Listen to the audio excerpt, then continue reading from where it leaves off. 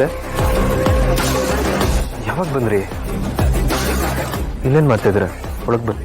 ನಾನು ನಿಮ್ಮ ಮನೆ ಒಳಗಡೆ ಬಂದು ಕಾಫಿ ಕುಡಿದು ನಿಮ್ಮೆಲ್ಲರೂ ಯೋಗಕ್ಷೇಮ ವಿಚಾರಿಸ್ಕೊಂಡು ಹೋಗಕ್ಕೆ ಬಂದಿಲ್ಲ. ನಿಮ್ಮ ಮನೆಯವ್ರ ಜೊತೆ ಮಾತಾಡಕ್ಕೆ ಬಂದಿದ್ದೀನಿ. ಏನು ವಿಷಯ ಅತ್ತೆ?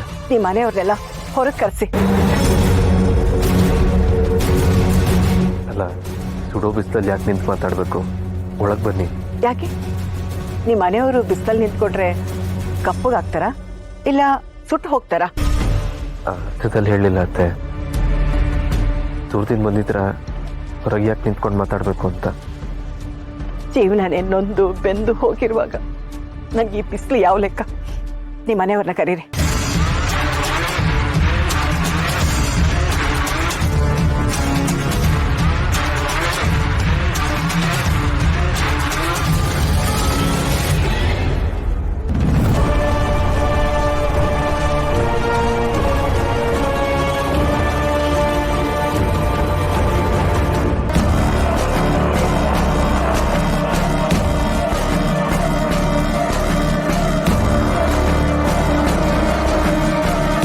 ಸತ್ತಿರೋ ಮಗಳ ತಿಥಿ ಮಾಡೋದು ಬಿಟ್ಟು ಇಲ್ಲಿಗೆ ಯಾಕೆ ಬಂದಿದ್ದಾರೆ ಇವರು?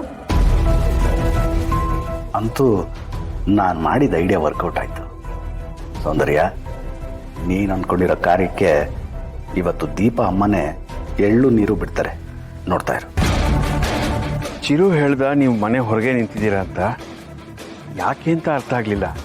ಬೇಡದಿರೋ ಮಾತಾಡಿ ಸಂಬಂಧನ ಹಾಳು ಮಾಡ್ಕೊಳ್ಳೋಕ್ಕೆ ನನಗಿಷ್ಟ ಇಲ್ಲ. ನೇರವಾಗಿ ವಿಷಯಕ್ಕೆ ಬರ್ತೀನಿ. ನನ್ನ ಮಗಳಿಲ್ಲ ಅನ್ನೋ ನೋವು ನಿಮಗೂ ಇದೆ. ಆ ಕಾರಣಕ್ಕೆ ನೀವು ಅವಳು ಕಾರ್ಯ ಮಾಡ್ತೀರಾ, ಅವಳ ಆತ್ಮಕ್ಕೆ ಶಾಂತಿ ಸಿಗುತ್ತೆ ಅಂದ್ಕೊಂಡೆ. ಆದರೆ ಇಲ್ಲ, ಅದ್ಯಾವುದೂ ನಡೀತಾನೇ ಇಲ್ಲ.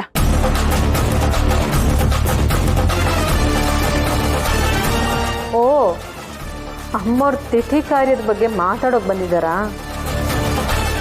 ಅದು ದೀಪ ಸತ್ತಿಲ್ಲ ಅನ್ನೋದು ಚಿರು ಅಭಿಪ್ರಾಯ. ಅದರಿಂದ ಈ ಕಾರ್ಯ ಎಲ್ಲ ಮಾಡೋದು ಸರಿಗಿರಲ್ಲ. ನನ್ನ ಮಗಳು ಸತ್ತಿಲ್ಲ, ಅವಳು ಕಾರ್ಯ ಮಾಡೋದು ಬೇಡ ಅಂತ ಅನ್ಕೊಳ್ಳೋದು ಅದು ಹೇಗೆ? ನನ್ನ ಅಳಿಯನ್ಗೆ ಇನ್ನೊಂದು ಮದುವೆ ಮಾಡಿಸ್ತಾ ಇದ್ದೀರಾ?